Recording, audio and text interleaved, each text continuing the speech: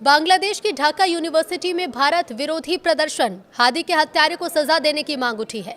नमस्कार, न्यूज़ 18 का digital platform आप देख रहे हैं और मैं हूं रितु सिंह।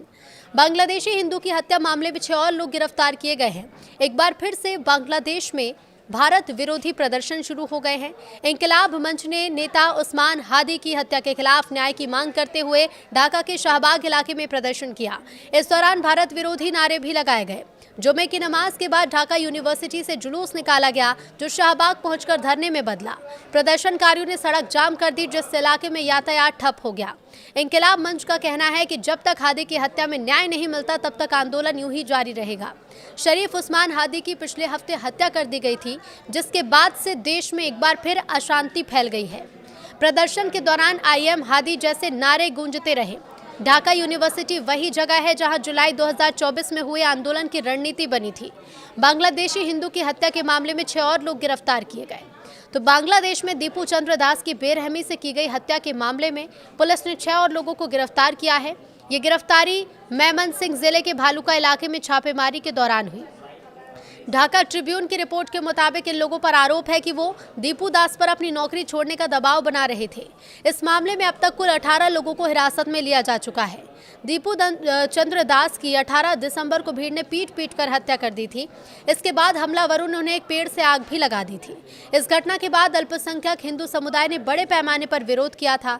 हिंदू संगठन ने ढाका में प्रदर्शन किया। घटना के विरोध में हिंदू संगठन नेशनल हिंदू महाजोत ने ढाका के नेशनल प्रेस क्लब पर प्रदर्शन किया। प्रदर्शनकारियों ने दीपू दास की हत्या की निंदा की और मांग की कि दोषियों पर कड़ी कार्रवाई हो। उन्होंने ये भी कहा कि बांग्लादेश में अल्पसंख्यक हिंदुओं पर हमले बढ़ रहे हैं और सरकार को उनकी सुरक्षा के लिए ठोस कदम उठाने चाहिए। तो बांग्लादेश में बढ़ती हिंसा को लेकर अंतर्राष्ट्रीय स्तर पर भी चिंता जाहिर की जा रही है। विश्व हिंदू परिषद के नेता विनोद बंसल ने कहा है कि चुनाव से पहले हो रही ये हिंसा पूरी दुनिया के लिए एक चेतावनी है और संयुक्त राष्ट्र को इसमें तुरंत दखल देना चाहिए। उन्होंने ये सवाल उठाया कि अंतर्राष्ट्रीय मानवाधिकार संस्थाएं इस मामले पर चुप क्यों हैं। तो इससे पहले यूएन महासचिव एंटोनियो गुटेरेस ने बयान जारी कर बांग्लादेश के लोगों से अपील की थी कि वो हिंसा से दूर रहें, तनाव कम करें और शांति को बनाए रखें ताकि चुनाव शांतिपूर्ण माहौल में हो सके। वहीं यूएन मानवाधिकार प्रमुख वोल्कर टुर्क ने भी कहा कि बदले और हिंसा से हालात और बिगड़ेंगे और ज़रूरी है कि लोगों को बिना डर के अपनी बात रखने और सार्वजनिक जीवन में हिस्सा लेने का मौका मिल सके। जयप्रदा और जानवी दीपू दास की हत्या पर भारत में भी प्रतिक्रिया देखने को मिली है। अभिनेत्री और पूर्व सांसद जया प्रदा ने इस घटना की कड़ी निंदा करते हुए कहा, ये बहुत दिल दहला देने वाली घटना है। उन्होंने कहा कि एक निर्दोष हिंदू युवक को भीड़ ने मार डाला और फिर उसके साथ अमानवीय व्यवहार किया। जया प्रदा ने इसे धर्म पर हमला बताते हुए कहा कि मंदिर तोड़े जाने, महिलाओं पर हमले और ऐसी घटनाओं पर अब चुप नहीं रहा जा सकता। उन्होंने मांग की है कि पीड़ितों को जल्द से जल्द न्याय मिले। इससे पहले एक्ट्रेस जानवी कपूर ने दीपू चंद्र दास की हत्या को नरसंहार बताया था। जानवी ने इस बात पर जोर दिया कि किसी भी रूप में मौजूद चरमपंथ का कड़ा विरोध किया जाना चाहिए। तो 25 दिसंबर को जानवी ने इंस्टाग्राम स्टोरी में दीपू चंद्र दास टाइटल के साथ एक नोट पोस्ट किया। उन्होंने लिखा कि बांग्लादेश में जो हो रहा है वो बर्बरतापूर्ण है, ये नरसंहार है और ये कोई अकेली घटना नहीं। कपड़ा फैक्ट्री में काम करते थे दीपू मेमनसिंह जिले के भालुका में टेक्सटाइल कंपनी पायनियर निटवेयर्स में काम करते थे। फैक्ट्री में अफवाह फैली कि दीपू ने ईश निंदा की। फैक्ट्री के बाहर भी एक खबर पहुंची। रात करीब 9 बजे तक फैक्ट्री के बाहर भीड़ इकट्ठा हो गई। भीड़ अंदर घुसी और दीपू को खींच कर ले गई। लात घूसों और डंडों से उसे पीटना शुरू कर दिया। उसके कपड़े फाड़ दिए और इसी दौरान दीपू की मौत हो गई। तो उसके गले में रस्सी का फंदा डालकर डेड बॉडी सड़क किनारे पेड़ से लटका दी गई और फिर उसमें आग लगा दी गई। हिंदू समुदाय पर हमले की 3 प्रमुख वजहें क्या है वो भी आपको बताते हैं। तो बांग्लादेश में अल्पसंख्यकों के लिए हालात लगातार खराब हो रहे हैं। कुछ रिपोर्ट्स में दावा किया गया कि इस साल जनवरी से अब तक 50 से ज्यादा गैर मुस्लिमों की हत्या हो चुकी है और कई लोगों पर ईश निंदा के झूठे मामले दर्ज किए गए। इन हमलों के पीछे 3 प्रमुख वजह हैं।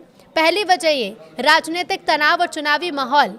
बांग्लादेश में अगले साल फरवरी में चुनाव होने हैं। ऐसे में राजनीतिक दल एक दूसरे पर आरोप लगाते हैं और कई जगह झड़पें भी हो रही हैं। इस दौरान अल्पसंख्यक समुदाय खासकर हिंदू अक्सर कमजोर होने की वजह से निशाना बन जाता है। कई बार राजनीतिक बदले या फिर डर फैलाने के लिए उन पर हमले भी किए जाते हैं। दूसरा बड़ा कारण बताते हैं आपको तो कट्टरपंथ और नफरत फैलाने वाली सोच। कुछ कट्टरपंथी समूह के धर्म के नाम पर लोगों को भड़का रहे हैं, वो अल्पसंख्यकों को दूसरा या फिर दुश्मन बताकर समाज में नफरत फैला रहे हैं। इससे आम लोग भी उकसावे में आ जाते हैं और भीड़ हिंसा करने लगती है। तीसरा कारण सोशल मीडिया पर अफवाहें और भड़काऊ बातें। फेसबुक, व्हाट्सएप जैसे प्लेटफॉर्म पर कई बार झूठी खबरें या धार्मिक अपमान से जुड़ी पोस्ट तेजी से फैलती है। बिना जांच के लोग गुस्से में आकर भीड़ बना लेते हैं और अल्पसंख्यकों के घर, मंदिर या फिर दुकानों पर हमला कर देते हैं।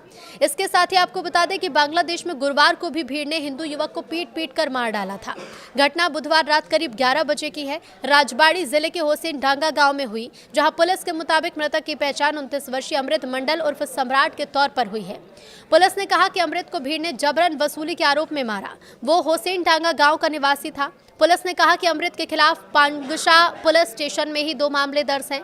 इसमें एक हत्या का मामला भी शामिल है।